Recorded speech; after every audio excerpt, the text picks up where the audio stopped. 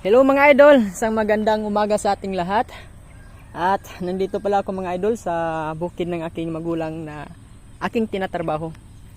So, share ko lang mga idol, no? Ito yung nangyari sa aking palay mga idol, oh. Aking tinatrabaho. Yan, natumba mga idol. Natumba. Gawa ng malambot yung lupa mga idol. Yan, oh, may tubig pa talaga. So ngayon to ma-harvest. So inaantay ko lang yung harvester.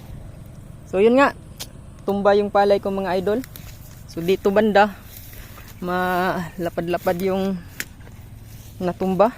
Gawa ng malambot. Tapos palaging umuulan dito mga idol, kaya walang magandang lupa. Puro talaga matubig.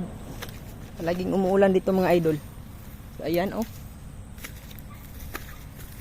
So dito mga idol, yung problema namin dito ano lang talaga, insekto.